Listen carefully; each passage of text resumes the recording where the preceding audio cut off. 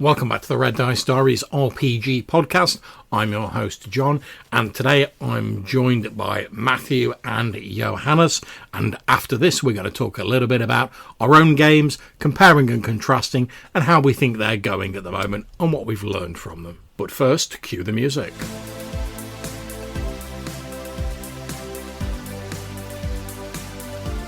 Okay, so does anyone want to jump in first and tell us a little bit about the games that they have going at the moment? Right, so active games at the moment, I have 3 D&D campaigns that are scheduled throughout the weeks and months, and I have a Numenera game, which is relatively new, which is an in-person game for one of my main home groups. We take it in turns to round robin every so many weeks, so that's why it's just my turn at the moment. Do you want me to break down them each one in turn, John? So I'll start with the Numenera one because that's the most recent and kind of have the least to talk about, as it were. This one is set in the second edition of the Numenera rules, and I'm running a published adventure because I wanted to see how it plays out. That's one of the reasons I picked to run this system and that adventure. So I'm running Slaves of the Machine God. What's interesting about this is there's actually 2 separate campaigns in the book that you can combine into one larger story. So the idea is you have one section which is about building a community out in the wilds, just outside of the Steadfast, which is like a part of the Numenera setting, which is where the majority of the civilized areas are. This is trying to showcase the community building and the crafting elements of the Numenera setting, which they introduced more fine-tuned in the second edition. That's one part of it, but then there's the kind of an overall meta story, which is the second part, which is about I don't want to say too many spoilers, but it's about a relic of a previous age. No surprise there with it being Numenera, and about how someone previously uncovered it and did something nefarious with it, of course. And now that thing is bearing fruit, and the seeds of that plan are kind of like these strange events involving these mechanical beings. Hence the title of the published adventure. And so far, it's going well. It's a kind of second part to when I originally ran Numenera for this group. So it's like that campaign concluded. So not really important right now, but this is sort of like the next chapter, a new story. Did you have a question there, John? No, I was going to say, that all sounds good. So you say you've got some D&D games running as well? Correct, yes. So I have the Eberron game, which has been running since 2019. I ran it primarily in person, but during the lockdowns, I transitioned to Roll20 for a while. And that game has been going really well. The party is currently in the sort of mid-act, the second act of the story. They're approximately level 10, and right now they're dealing with getting to grips with the main antagonist to them. And I don't know how much you guys know about the Eberron law. I know John does. I'm not sure how much Johannes knows, but it's this the people that they're going up against is something called the Dream in Dark, and this is an organization of dream spirits who want to sow discord throughout the world to maintain a nightmare. And they've been caught up. And the kind of big thing about this game that from previous campaigns, because I had a mixture of really fresh people to D&D and people who've been playing D&D for a long time. So I wanted to be able to bring new people in, but I also wanted to make it interesting for the kind of old guard, the people who've done this before.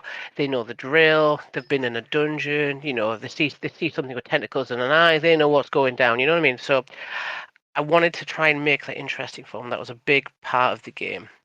So I read a lot of spy fiction, espionage dramas, and fantasy kind of cloak and dagger stuff in preparation. And I wanted to make the initial session really important. So a lot of stuff happened in that very first session, which was about them being caught up in an airship crash, and the characters on that airship, who attacked them, where it crashed. I wanted that to be really important, but the context of that not to be fully understood initially, and it plays out over time. So where they are right now, they kind of have an idea of, okay, who organized the attack? Like, okay, what were their motives? Why were the people on that ship important? They've kind of got some idea, but there's still a few twists to go, which I don't want to say too much in case any of my players listen to this. Nice. And then the other game... An airship crash, you say? Oh, we'd start a game with an airship crash. It's a great way to kick things off. It's true, man. It's true. It's great. Sorry, and you were saying your other game? Yeah, but there's another two games. So there's another game which is where I spoke to you about just before we started recording, which is a game I started in 4th edition D&D in like 2012, 2013 with some friends. It was my first campaign ever, so it's my original campaign.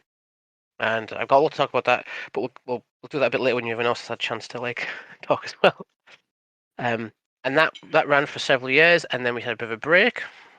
And now the players really wanted to continue the story, so I've kind of brought it back. Even though I'd left it at a point it could have been left, I've brought it back and we're continuing on with the story, and I'm trying to take it all the way to completion from what our initial like session 0 discussion about what they wanted in the game. I'm trying to hit that landing now over a decade.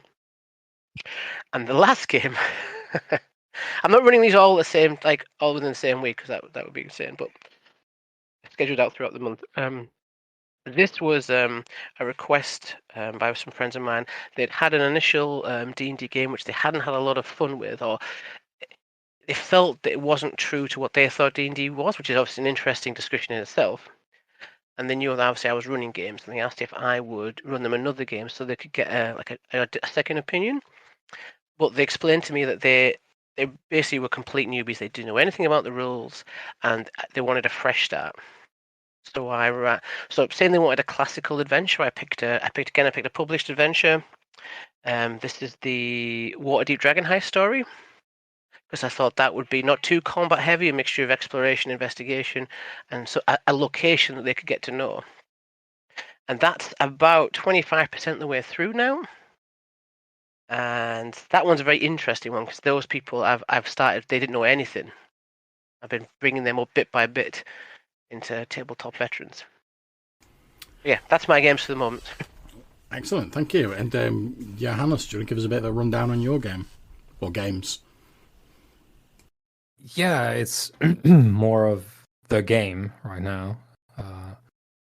I was running the official Symbaroum campaign, Throne of Thorns, which at present there are 5 sort of books and adventure locations that come from those books, and the sort of campaign that runs through these different segments that are released. It's a grand campaign, which like you could fill in a lot of stuff into like between the official like the book adventures, and I think you should, and you could play that for like 10 years and have a very nice sort of political adventuring dark fantasy style, like absolute epic thing. If you wanted to put all your eggs in that one Swedish basket, you could, and I think that would be pretty sweet. I've only been doing the book content and a couple of side adventures to sort of prep the group, intro them into Symbaroum, the game, and then started with the official materials. Now I've run through 3 books, I believe. Yep, 3 books. We finished yesteryear. Oh yeah, last year to us non-aristocrats, and that is currently on ice for various reasons. But that's the thing that I sort of did in my last couple of months. That was something that was going on. It's very good. Symbaroum is a rather nice system. It is something that I would probably want to run with, well, for example, the folks currently on the podcast here. Like that is something that I would not be opposed to. It is very fun. I think there's a lot of cool stuff in it. Also, some of personal opinion, of course, but some of the most evocative fantasy art in the business is in those books. They have fantastic artists. Um, don't really want to dive into too much about like what that is because it's it's official materials. Yeah, that's No fair spoilers, etc. But grand adventure, some with like opportunities for a lot of political stuff you get onto on the side. Symbaroum as a setting, folks are trying to rebuild their kingdom next to a giant, hostile, monster-filled forest with treasure inside, and then you press play and stuff happens. But that's sort of the setup there. So that is on ice. That hasn't been ongoing for a while. I don't know what the future holds for that, but the one that I am currently running is sort of second season of my Stars Without Number game that we played for a year, a couple of years back, and we're using the sort of same setting framework, same sector of space. Well, now expanding to another sector of space, but using the sort of established background from a previous campaign. I do rather like that idea. Maybe this will become like one of those. I always find it very sort of. I don't know what the correct word would be, but sort of like aspirational when someone goes, "Oh, I've played since the 70s. I've just expanded my detailed my campaign setting since the 70s, and now it's a magnum opus that spans like the entire wall in our living room if you just put all my stuff on it." Maybe something like that will slowly accrue for me with Stars Without Number because I do enjoy that particular game. Kevin Crawford makes brilliant stuff. I do enjoy his stuff immensely. He, as far as like the true spirit of D&D, as you, Matthew, invoked, that particularly non-abrasive topic. Yeah, nothing controversial there. I said it's a whole thing on its discussion by itself. Yeah, Matthew, what is OSR to you? Let's not touch that, actually. But as far as sort of like D20 flavor, I find that there's a lot that Crawford does that sits right with me. It's just fun.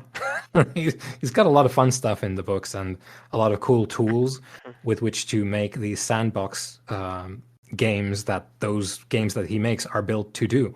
And I do enjoy that. We did the first campaign that we did with Stars Without Number revised was more or less a sort of crawly space adventure story where the characters were free to go where they wanted to, and eventually, as you know, it tends to happen with games, people latch on to a particular bits of story, and then those become more important, and the sandbox aspect fades a little bit to the background. We decided to do something a little bit different with this new Stars Without Number game, and we decided to meld a bunch of sci-fi sort of bits that we like about sci-fi shows and movies into the background. So we are currently members of a ragtag survivor fleet from a planet that was taken over by a hostile force, and they made a desperate last-ditch attempt to jump into the unknown, more or less, and arrived in an area of space that is unfamiliar to them. And now we're doing less so with the here's the map and we go wherever. We're doing here's the map, we're trying to fill it out, we're exploring, we're learning about stuff, and we're trying to find out where we could have a new home world, essentially, is the pitch for the new game. And that has been going on for 16 sessions, I want to say. And we are now getting into, because we're using the Codex of the Black Sun, which is Crawford's space magic sort of add-on to Stars Without Number revised. We're using that, so things are a little bit more magical than they were in the first game that we played. So we have, classic sci-fi psychics and also space wizards and Jedi, off-brand Jedi, and so on. And that's been very fun as well, because it's a little bit of a different angle to the game that I thoroughly love anyway. So it's the same old good bits and also the new approach to it, which keeps it fresh for everyone, I hope. Aside from those two things, I did towards the end of last year, I did a number of Call of Cthulhu one-shots with some folks who are sort of not super deep into role-playing games. Not all of them. Like there's some who are more, I suppose, veterans of it, but a lot of folks who don't necessarily play a lot or had never played before. That's a very rare occurrence to me that I managed to play with someone who has never played before. Always brings a little bit more sweat to the brow. It's like, okay, so this is their first impression of the hobby. Oh boy, I better carry this over the line because I really want them to enjoy this hobby because I love it. But yeah, did a bit of that Lovecraftian goodness. Sort of, I went back to the Call of Cthulhu, like the intro adventures that I've been enjoying since I started in the hobby. So that was a bit of fun, like trying to pass on my nostalgia, first experiences to other people as their first experiences. That was cool. Well, I'm still waiting for that campaign of Mass and Nyarlathotep. Yeah, that is a thick set of books. Yeah, we need to mark off a couple of years for that, and I think depending on who's available at the time, I think it's just a question of doing it really, and of course not having other big projects on the way. Committing the time to it, yeah. That's the bit when you say I've been running a game for like 30 years, and it's all this campaign. Yeah. I mean, yeah, that is juicy. That is wonderful. I really want to do that, but it is a project. And it's interesting that you're talking about, the sort of aspirational quality of people who've been like running a game set in the same campaign world for many years, and they've just sort of expanded it as they've gone along. So me and Matthew were talking just before we came on air. Matthew was saying there's a couple of like games that I've run that he's been in, like my Jade Punk game, that he'd like to see me revisit and like do like a second season, for want of a better term, of. And I was saying I often find it difficult to sort of muster the same enthusiasm to revisit a concept as opposed to coming up with a new concept, because for me, like, one of the big bits of the game I enjoy is that bit when you're at the start and you've created something like even if it's like a game you've run lots of times, the campaign world will be like fresh and new. You're exploring like a new thing, and you've got that sort of sense of like discovery, and you're piecing together what's going on. Whereas sort of going back to something you've done previously, and obviously, there'd be different stories in the campaign and different enemies and stuff like that, even if it was the same campaign world. But for me personally, much as I love the idea of having like one massive campaign world, and like I say, I really love that idea. So I say I love the stories when someone's like, "Oh, I've been playing Greyhawk for like 70 years, and I've got like a 600-foot map that like I've wallpapered the side of my house with, that started off as like 3 hexes or whatever." And I love all that when someone says, "I've been playing in this campaign world for so many years, and now it looks nothing like the published world we started with, made it our own."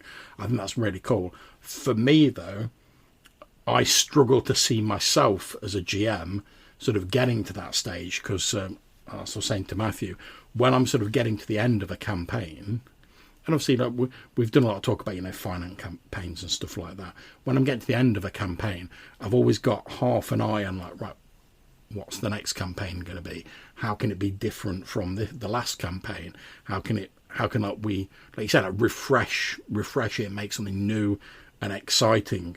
And I know I don't begrudge anyone who wants to go back and revisit stuff. So I said, we're doing your Stars Without Number game now, which I played in the first sort of season of that, and yet you've refreshed the concept and made it quite different in the second season. But like I say, the bones of like the original game are very much still there, and I'm very much enjoying that. For me as a player, but for me as a GM, I struggle when I think, oh yeah, I could go back to like Jade Punk, I could go back to like this campaign or that campaign. I struggle to get the same level of enthusiasm to like revisit something rather than like making something entirely new. I don't know how you guys feel about that, the idea of like revisiting stuff. I was going to say, do you think, before we get to like what I think about it, do you think that might be something to do with the fact that I suppose, as a person who runs a lot of games, and especially games that don't necessarily come with like a ready-made set of play pieces that you put on the table, do you think you enjoy the process of making those set pieces and thinking about the content for the game and making up all the societies and whatever, to such an extent that that's like a major draw? Like at least for me, let's tie this back into what I think. That is a thing that I thoroughly enjoy. Character generation, starting a new game, some of the best times in a campaign. And it's just because I like making new stuff. Yeah, coming up with ideas. Yeah, I completely agree. And for me, there's nothing like, it's one of my favourite bits of like role playing. There's nothing like that bit when you've done your session 0, and that normally gets me quite fired up because like everyone's firing concepts, and you're like, oh yeah, like we did with revolvers and katanas. We're like, oh yeah, we want this world with like some anachronistic technology, and there was a battle between like this ancient group of mages and this sort of like Church of Progress, and like we were on the losing side, and it's a bit Firefly and stuff like that. And when you're all firing these ideas, I start thinking like, oh yeah, I could do something with this. I could do something with that. I can pull this thread. Then people are creating characters, and you're like, oh yeah, they've created this really cool character, and they said they were like with Rob's character, where he's like, oh, I've got an alternate ID as like a sergeant on the like winning side of the conflict that we went on. It's like a fake ID, and I'm like, oh great, I can pull something on that, and I've got. My head's just full of all these like different ideas and cool things that we can do. And I think as a campaign, this isn't like rubbish any campaigns or anything. I think it's part of the natural process. But as you go along, I think that initial excitement sort of fades off a bit, and it's replaced by. It's not like you do the first few sessions like, not really interested in this game anymore. But it's like a different sort of interest in the game. You become invested in like the campaign world and the ongoing story and what your characters are getting up to. But it's a different type of enjoyment than when everything's sort of like fresh and new out to the start, and you're like, oh, okay, yeah, we know we're in this small town, but we don't know what's beyond that. We've got to go out and like find out what's out there. Like in your game, Johannes. Oh yeah, I'm thoroughly enjoying it now, and like, you've done what I think was a great idea, where you're like, oh, we started off in this section of space called the Veiled Reach, and then we discovered there's this like other like strange area of space called the Meridian, where there's like ancient remnants of old tech, and that's like, oh great, so we're going to explore this bit. Oh, but now it's been refreshed because we've now got this other like new crazy bit we can explore, which I think's a really good way of doing it. Because to use like a computer analogy, it's like if you're playing a computer game and you're playing like the same level over and over again, eventually you start to know it all. You know where everything is, and you sort of like you master that level of the game. Then if the game sort of goes, oh, here's stage 2, and it sort of brings some new stuff, and you're back to where you started, and you have to find out all that stuff again. It's that finding out stuff which is the main enjoyment for me, and getting to build that stuff that people get to find out. Whereas, and also with me like not having a great memory, any sort of, if there's a campaign I've run and it was like I was chatting to Matthew about my Jade Punk campaign, which was like years and years ago now. I was like, if I wanted to run that again now, I'd feel like, right, well, I need to go back. I need to like see if I've still got any of the notes, which I probably haven't from that campaign. All right, so what are my other choices? Well, I could watch the like, God knows how many hours of like video footage we've done. But again, you start to me that starts feeling more like, you're doing like school homework, rather than sort of doing the exciting bit of like, right, I've got this really cool game I want to run. We've got all these ideas from the session 0 for this world. Like, great, let's create something and let's make something and go forward with it. If you don't mind, I'll just add a few thoughts to that, John. Go for it. I see what you'll probably start talking about. I see where you're coming from. But for me, like going back to campaign, it's the fun in working out what comes next. It's okay, these events happened, now what? Like, what's the next chapter? Like, this is an ongoing world. How does the characters' actions create the new normal? Like, what goes forward? And coming up with like how that would continue is like fun to me, because okay, maybe I like an idea of an event that happens, then I've got to kind of work out how do we get to that point. Yeah, I mean, as I don't disagree. I mean, as we were sort of chatting before we came on, though, for me, I always, and this is just my own personal viewpoint, I realise it's like a weird thing for myself, but I'd always worry that if I was trying to run, like, I don't know, I'll just use J-Punk an example, like, when I try and run my games, I don't try and worry about, like, have I got to do a sequel afterwards? Because, you know, I don't want to be, like, thinking, like, oh, I've got some really good ideas, but I'm going to save those for game 2. If I've got some good ideas and some fun stuff, I want them all to be in the first game. I don't want the first game to be like tepid just because I'm holding all the good stuff back, effectively. So you don't want to save the best story for the third act. Exactly. Yeah. So a lot of my games tend to be like quite big in that the scale gets quite big. So like you said in Jadepunk, we had like a floating island like dropping on a city and destroying it, like a big catastrophe, and there was like a demon loose in the ruins and stuff like that. And I always think that if I then ran a second season of that, in addition to all the like potential logistical issues, I'd then feel like I had to like top that.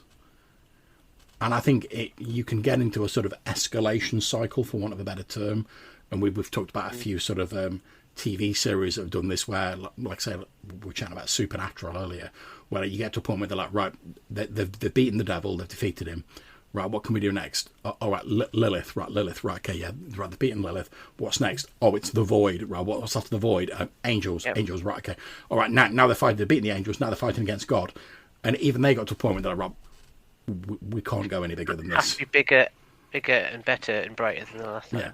Yeah, and I'm not saying that you do have to necessarily go bigger, but I personally would feel like I had to go bigger, and also I'd be worried about, in my own mind, I'm not saying my players would be doing this, but in my own mind, I'd be constant, especially if it's a game that like, loads of people enjoyed. Like we played that how many years ago now, and you still like sort of say how much you enjoyed Jadepunk. I did. It was interesting characters were in that game. Yeah, that's what I mean. Like, and that to me, that's what the heart of the game was the characters. And for me, I'd as a GM, like just in my own mind, I'd always be sort of like comparing a sequel to like the original, and I'm always worried about that law of diminishing returns, where like if people didn't seem to be enjoying Jadepunk 2 as much as they enjoyed the first one, I'd find that quite sort of downheartening, and I'd be constantly thinking in my mind, this is like I said, it's just a weird thing for myself.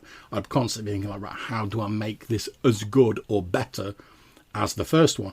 And I don't think that's necessarily a bad thing, because it could spur you on to be more creative and to do stuff like that. But I personally find it a little bit difficult to sort of get past that mentality of like, how do I make it as good as the first game? Is everyone enjoying it as much as the first game? Because to use films as an example, it's a very rare film where you see a sequel to a film and it's as good as the first film. There are some exceptions, but then like you get long running franchises of films, and inevitably they start sort of tapering off and becoming like less enjoyable as the films go along. And I'd be worried that something similar would happen if I was running a series of campaigns in the same sort of campaign world. Like I say, it might just be I take your point entirely. It's easier to have a clean slate than have that to compare it to. I feel like if we've got a clean slate, I'm not constantly like thinking like, oh, is this game as good as another one? I'm like, right, I'm just going to concentrate on making this game as enjoyable as I can, without sort of comparing it in my own mind to other things I've ran, because it is a different game. And that's even if I'd ran like 3 D&D games or whatever in a row, because they'd probably all be set in different campaign worlds and we'd have different stuff come from the session zero, they would be different games, even if they're ostensibly using the same system and the same idea of like, I love my hex exploration stuff, so that's always a sort of part of my games. But even with that sort of same sort of skeleton, like the meat you put on them makes the games very different. So I don't find I'm always making these comparisons. I can just concentrate on enjoying the game that I'm doing at the moment, without worrying about worrying what you've done before. Yeah, exactly. But to just to go back to one of your earlier points there for a second, I think as long as the stakes are high enough for the players, as long as the stakes for what's going on for the players in that game are what they are believable, comparing it to the other game doesn't affect the players. You know what I mean? So it's obviously it's a thing, but the game wants to be bad if it doesn't always hit the same like benchmark as the previous game. Because for me, I'm what you'd call a plot opportunist. Like, I love taking the interesting things out that have gone before and using them in the future. Like, I love like the whole thing from your Jade game with the crash, the destruction of the city. Like, who survived that, if anyone? How did that reshape the landscape? What kind of weird magical effects are the fallout of that? That's great seeds for a future story.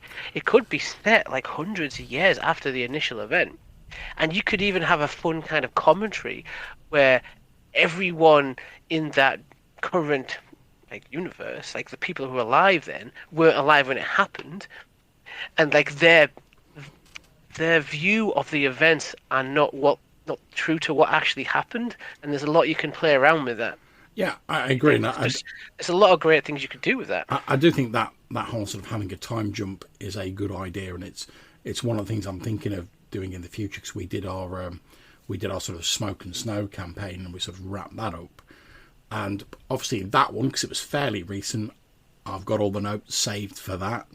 But I do like the idea of like going, oh yeah, we're now 50, 100 years later or whatever. So the events of the previous game are sort of wreathed and shrouded in like myth and legend.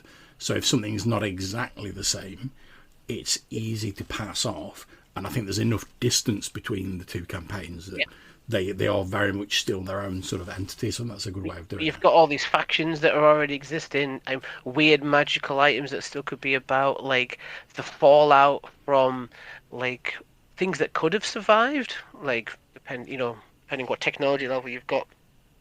So there's great opportunity. I always see the opportunity in these things when you bring a campaign back or you continue the story, because there's always more you could do, but obviously the key thing is to know when to stop. And speaking of knowing when to stop, that's it for this episode. Our conversation didn't end here. We carried on talking about other aspects of the hobby and the games that we're running at the moment, and they will be released in future episodes. So I hope you've enjoyed this episode. If you have, please like, subscribe, and all of that good stuff, and hopefully we'll catch you in the next one. If you'd like to get in touch or drop us a message about this, you can get in touch a number of different ways. You can leave a message on SpeakPipe or the Anchor site, links down below in the description, or you can send us an email to rddrpgpodcast@gmail.com. So until we see you again, take care, stay safe, and whatever you're playing, have fun.